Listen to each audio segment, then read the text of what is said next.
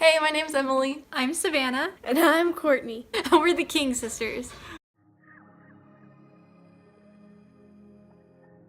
Our crazy story starts in the summer of 2012. I was 15 years old when I found out that my femur bones were born twisted in, which was bad. Basically, they went in and broke my femur bone in half, and then hollowed them out and stuck rods and screws and stuff in it to keep it all together. Can you say pain? Crazy enough, like a week later, I found out I had scoliosis. It's called double femoral rotational osteotomy. Basically, it's having a jumbo curve in your spine. What a mouthful. They sliced my back open and tried to correct the 80-degree curve that was there with rods and screws and hooks, and cross their fingers it would stay in place. Just a few months after my first surgery, I found out that my bones weren't actually healing. In October, I went back in and they took out some of my screws and switched them out. Remember how I said that they hoped the hooks would stay in place?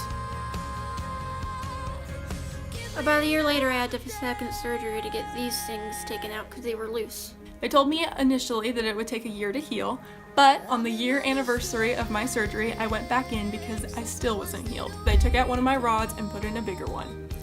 Yes, this used to be in my body. After 3 surgeries for me and 2 for Nan and plenty of problems to go on top, the doctors finally sent us off saying there was nothing else we could do. We thought we were done. Psych! Don't forget about me. Remember that weird thing Em was talking about with the femur bones? Guess what? It's genetic. So in October 2014, they had to go in and break my legs, but since I was at the ripe young age of 9, they had to use plates instead of rods. My health kept getting worse and they didn't know why. Eventually they realized that I was allergic to the metal they put into me 3 years earlier. For my 4th surgery, they took my rods out and then just kind of sent me on my way. After still being in a lot of pain, I got lots of tests done, and they confirmed that twisted femur bones really are genetic.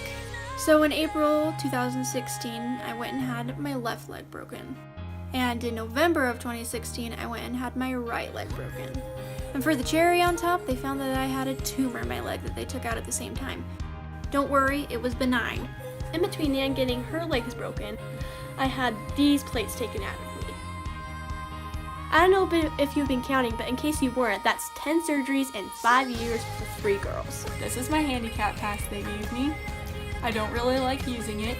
I don't unless I really have to because people stare at me and it makes me really uncomfortable. I mean, I didn't know what was headed for us. None of us did.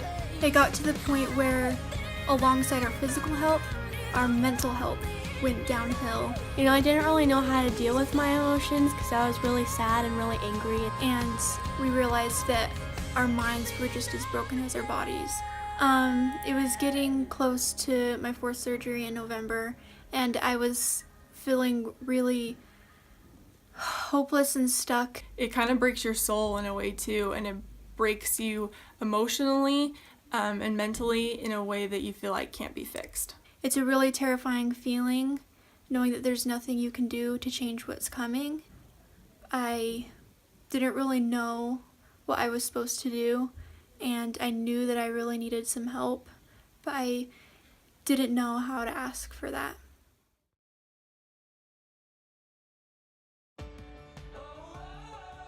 So all 5 of us were kind of in a bad spot with Nan's surgery coming up, and I wasn't really sure how anything was going to work out. One day I got a call from a family friend saying she had an idea for Nan and she needed my help. So she let me take it and run with it, and it eventually became Smiles4Supernan. At first it was just our family and close friends, but then quickly it spread. I was told it was just going to be a family thing, but as I got online, I saw that even strangers were willing to participate.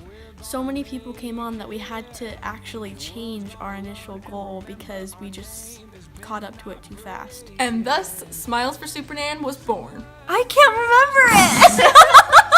I can't do that. Okay. So we're back again. Woo-hoo. Want to join my team? Here's what you do. Step 1. Do something nice for someone. It can be as small or as big as you want, as long as you get a smile back. Step 2. Submit. Tell us what you did. While the point of service is to just be nice to people, we'd like to add you to our challenge so we can reach our goal. There are 3 ways you can submit your smiles. 1, social media, 2, our email, And 3, a form on our website. Keep in mind that if you do want to stay anonymous, going to our website and filling out a form there is probably your best bet. We do love our service ninjas. No! Step 3. Do it again, and again, and again, and again. There's no limit, people. Feeling stuck? Don't worry, we've got plenty of ideas for you. You can check out our social media and our website for ideas on how to spread more smiles. We'll also be running a fundraiser on our website for Primary Children's Hospital. We spent a lot of time there and we'd like to give back. Also, every purchase of a Supernan shirt will go to that fundraiser as well. Even if you feel like you can't do a lot, I need you on my team. We count everything because every smile matters. Action. So what are you waiting for? Join our team! Though we do try and count smiles, there's not really a way that we can measure the good that we put into the world. That's the best part about service. It's contagious. You never really know who you're gonna reach.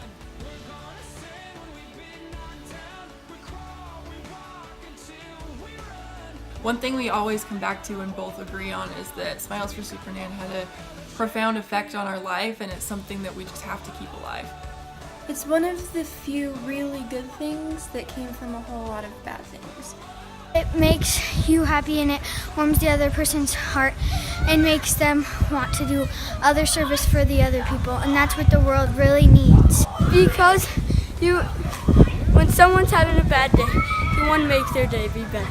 And I never really thought that I could use my struggles and dark times to bring such a light into the world for people.